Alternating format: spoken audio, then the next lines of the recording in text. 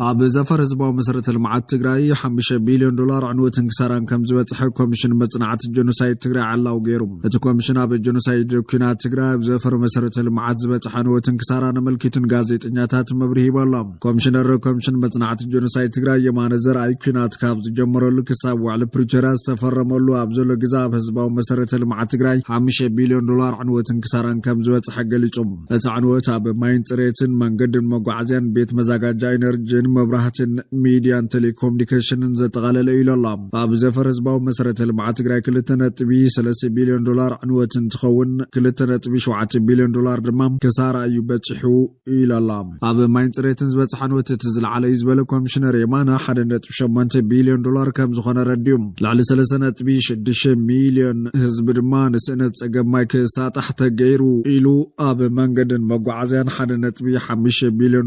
ኣብ መንግስታዊ ሚዲያን ICTን ቴሌኮሙኒኬሽንን ድማ ላዕሊ $326 ሚልዮን ዕንወት ከም ዝበጽሐ ገሊጹም። ቴሌቪዥን ትግራይ ቢሮ ኮሙኒኬሽን ትግራይ ድምፂ ወያነ ኤፍኤም መቐለን ዕንወትን ክሳራን ካብ ዝበጽሖም ትካላት ሚድያ ዝበለ ኮሚሽነር የማነ ኣብዚ ዘይተኻተቱ ዕንወት ዝበጽሖም ናይ ውልቀ ትካላት ሚድያ ከም ዘለው ኣረድዮሎም። እቲ ዕንወት ብመን ተፈጺሙ ንዝብል ብሚእታውን ምቕማጥ መጸገሚ ከም ዝኾነ ኮሚሽነር የማነ ተዛሪቦላ። ኣብ ኮሚሽን መጽናዕቲ ጀኖሳይድ ትግራይ ማእኸል መጽናዕቲ መሰረተ ልምዓት ላዕለዋይ ተመራማሪ ኢንጂነር ዳንኤል ሓጎስ ቦጎኑ እቲ መጽናዕቲ ኣብ ትሕቲ ግዜያዊ ምምሕዳር ኣብ ዘለዉ ከባቢታት ገጠር ሓዊሱ 84 ከተማታት ዘጠቓለለ ኮይኑ ኣብ መስተ ማይን መስኖን በዓል መዚ መንገድታት ትግራይ መንገድን መጓዓዝያን ኤሌክትሪክ ዓብዪ ዕንወት ከም ዝበጽሐ ገሊጾም። ብፍላይ ጽሩይ መስተ ማይን መስኖን ኣብ ስራሕቲ መንገድን መጓዓዝያን ዝነጥፉ ትካላት ቤት መዛጋጃ መንግስታዊ ናይ ኮንስትራክሽን ፕሮጀክታት ልምዓት ኣባይትን ሓይሊ ኤሌክትሪክን ከቢድ ዕንወት ዝበጽሖም እዮም ኢሎሎም። እቲ ኮሚሽን ቅድሚ ሕዚ ኣብ ተፈናቐልቲ ጸታዊ ጥቕዓት ማሕበራዊ ሃፍቲ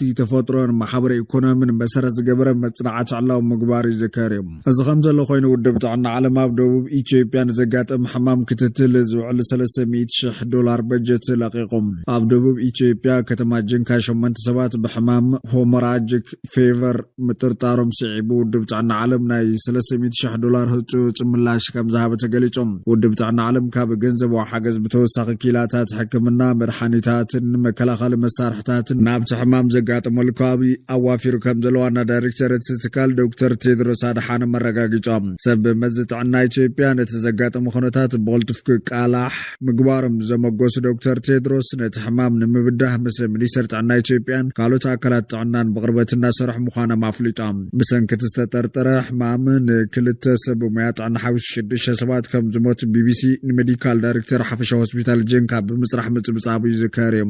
ሻዕብያ ናብ ግንባር ዓሰብ ወተሃደራዊ ጽዋርን ሰንኪን የጋዕዝ ከም ዘሎ ተሰሚዖም። ነቐዳማይ ሚኒስትር ኢትዮጵያ ዶክተር አብይ አሕመድ ንሱ ዝመርሖ መንግስቲ ብልጽግናን ካብ ስልጣን ንምእላይ ምስ ኩሎም ናይ ኢትዮጵያ ተቃወምቲ ሓይልታት ጸሚዱ ናብ 4 ኪሎ ንምብጻሕ ኣብ ምድላው ከም ዝርከብ ዝንገረሉ ጉጅለ ህግደፍ ብርክት ዝበለ ቁጽሪ ሰራዊት ዝርከቡ ወተሃደራዊ ስንቂ ብመስመር ባጽዕ ቢሉ ናብ ኣንፈት ዓሰብ ከጋዕዝ ምቕናይ ምንጭታት ካብ ውሽጢ ዓዲ ብሰደዱሉ ሓበሬታ ኣረጋጊጾም ይብል ኤሪፒኤም። እቲ ብዓበይቲ መኻይን ተጻዒኑ ብመስመር ባጽ ዓሰብ ቢልክ ጋዕ ዝቐነይ ወተሃደራዊ ስንቂ ናይ ምግብና ዕንጨይቲ ሚሊተሪ ክዳን ተንቀሳቐስቲ ቴንዳታትን ካልእ ተወሳኺ ዓቕሚ ኣጋር ሰራዊትን ዝርከቡ ምዃኑ ዝገለጹ ምንጭታት ጉጅለ ህግደፍ ብመንገዲ ሓይልታት ፋኖን ኦላን ሕወሓት ነቢሎም ክገብሮ ዝሓስብ ዘሎ ናይ ልፍንቲ ስርሒት ቅድሚ ምጅማር ኣብ ግንባር ዓሰብ ኩሉ ዓይነት ናይ ቅድመ ኩናት ምድላው ኣብ ምግባር ምህላው እዮም ዝገልጹ ኢሎም። ብመስመር ባጽ ናብ ዓሰብ ዝጓርት ዘሎ ወተሃደራዊ ስንቂን ኣጋር ሰራዊትን ካብ ቅድሚ ሰሙነት ሕዝቢ ተረጋጋሚ ግዜ ብዓበይቲ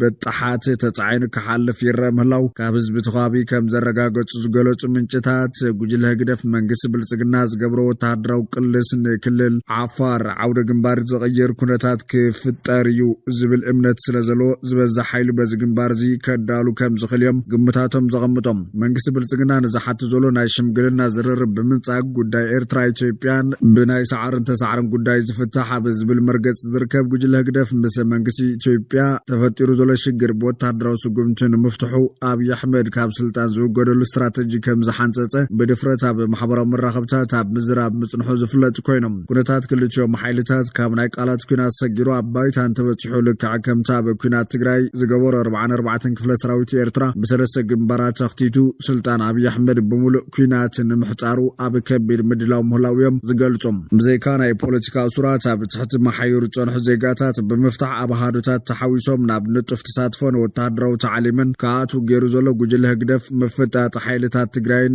ብልጽግና ናብ ጠርዝ ምስ ምብጽሑ ኩሉ ዓይነት ሽፋን ብምሃብ ናብ ሙሉእ ኩናትን ምእታው ይዳሎ ምህላውዮም ምንጭታትና ዝገልጹ ኢሎም እዚ ከም ዘሎ ኮይኑ ኢትዮጵያ ኣብ ልዕሊ ኤርትራ ስጉምቲ ክውሰድ ሓቲታላ ኢትዮጵያ ማሕበረሰብ ዓለም ኣብ ልዕሊ ኤርትራ ፀቕጢ ክገብር እያ ፀዊዓ እቲ ጻውዒት ኣብ ዩኒቨርሲቲ አዲስ ኣበባ ዝተኻየደ መድረኽ ኮይኑ ኣብ ህሉው ፖለቲካውን ጸጥታውን ምዕባለታት ቀርኒ ኣፍሪካ ዘትኮረ እቲ ነታ ኼባ ዝኸፈተ ዲፕሎማት ብሰንኪቲ መንግስቲ ሻዕብያ ኣብ ኢትዮጵያ ዝርከቡ ዕጡቋት ዝገብሮ ዘሎ ደገፋትን ካልኦት ምጽሕታራትን ዝምድና ኢትዮጵያን ኤርትራን እናተባላሸወ ከም ዝመጸ ገሊጹ ክብል ስፑትኒክ ኣፍሪካ ጸብጺቦም ብፍላይ ኢትዮጵያ ጉዳይ ወደባትን ወደብ ባሕርን ድሕሪ ምልዓላ ምስ መንግስቲ ኤርትራ ዝነበራ ዝምድና ዝያዳ ከም ዝተበላሸወ ብምግንዛብ መንግስቲ ኤርትራ ንሰላምን ምዕባለን ኢትዮጵያን ምዝራግ ዝተፈላለዩ ዕጡቋት ከዓልምን ከም መጋበርያ ናይ ወፃኢ ኣካላት ኮይኑ ክሰርሕን ከም ዝጸንሐ ሓቢሩ እዮም ብ30 ጥቅምቲ ሆርን ሪቪው ዝተባህለ መርበብ ብሽም ኣምባሳደር ኢትዮጵያ ብኬንያ ባጫ ደበሌ ኣብ ዝሓተመ ጽሑፍ ኣፍ ደገ ባሕርን ንላዕላውነት ኢትዮጵያ ቁጠባዊ ዕብየትን ህዝባዊ ጽልዋን መተካታ ዘይብሉ ጉዳይ ምዃኑ ዝገልጽ እቲ ሕቶ እምበኣር ኢትዮጵያ በቀይሕ ባሕር ክትዋሳእ ኣለዋ የብላን ዘይኮነ ከመይ ጌራ ዝብል እዩ ምስ ጉራብታ ብፍላይ ድማ ምስ ኤርትራ ንኽልቲኡ ዝጠቅም ምትሕባር ክህሉ ብምግባር ይብል እቲ ጽሑፍ ኣምባሳደር ባጫ ኣዲስ ፓራዳይም ምስ ዝተባህለ ቻነል ዩቲዩብ ኣብ ዝገበረ ቃለ መሕተት እውን ዓሰብ ናይ ኢትዮጵያ ምባል ላዕላውነት ኤርትራ ምግሃስ ኣይኮነን ክብል ተሰሚዖም ሃገራ ብልዕሊ ዓሰብ ታሪኻውን ምምሕዳራውን መሰል ዋንነት ከም ዝነበራ ዝመጎተ እቲ ላዕለዋይ ኣዛዚ ሰራዊት ነበር ዓሰብ ናይ ኢትዮጵያ ዝበልናሉ ምክንያት ናይ ኢትዮጵያ ስለ ዝኾነ እዩ ሚታው ፔሪድ ዓሰብ ናይ ኢትዮጵያ ክብል በሓይሊ ቃል ክዛረብ ይስማዕ እዮም ነዚ መረዳእታ ኢሉ ዘቕረቦ ድማ ኢትዮጵያ ብፍላይ በዋን ስርዓት ደርጋ 5 ርእሰ ምምሕዳር ነይርዋ ዝብል እዩ ዓሰብ ርእሰ ምምሕዳር ካብ ዝነበሩ ሓደ ኮይኑ ኤርትራ እውን ርእሳ ዝኻለት ርእሰ ምምሕዳር ነይራ ይብል በዚ መሰረት ኤርትራ ድሕሪ ናይ 30 ዓመታት ንነጻነት ዝገበረቶ ቃልሲ ነጻ ሃገር ክትከውን ከላ ዓሰብ ሒዛ ኣይኮነትን ሃገር ክትከውን ዝግባእ ብምባል ኤርትራ ብትሕቲ መግዛእታዊ ምምሕዳር ኢትዮጵያ ነይረ ትብለሉ መጎት ልክዕ ኣይኮነን ኢሎም ዓሰብ ንወስኸላ ዝብል ኣብ አዲስ ኣበባ ዝነበረ ኤርትራዊ እዩ ዓሰብ ወስኹሎ መንበር ዓሰብ ናይ ኢትዮጵያ ሃፍቲ ክብል ዝገልጽ ከምቲ ብቕልጽምና ዝብልዎ ወብሓይሊ ኢኹም ወሲድኩምዎ ኣብ አዲስ ኣበባ ንስመራን ሓይሊ ፈጢርኩም መሰጋገር መንግስትን ከለኹም ብሓይሊ ብቕልጽም ኢኹም ዓሰብ ወሲድኩምዎ ንሱና ንብል ዘለና ክብል ተዛሪቡ እዩ ቀዳማይ ሚኒስትር ኢትዮጵያ ነበር መለስ ዜናዊ ኣብ 1993 ዝመርሖ ዝነበረ መሰጋገር መንግስትን ገዛኢ ውድብ ኢህወደግን ናጽነትን ላዕላውነትን ኤርትራ ሙሉእ ኣፍልጦ መሃቦም ይዝከር እዩ እንተኾነ ናጽነት ኤርትራ ዘይተቐበሉን ዝተቃወሙን ደገፍቲ ስርዓት ደርግ ዝነበሩ ይኹኑ ካልኦት ወገናት ኢትዮጵያ ነይሮም እዮም ኢህወደግ እውን ንኤርትራ ከም እትንጸል ገይርዋ ተባሂሉ ሓያል ተቃውሞታት ገጢምዎም ምንባር ይዝከር እዩ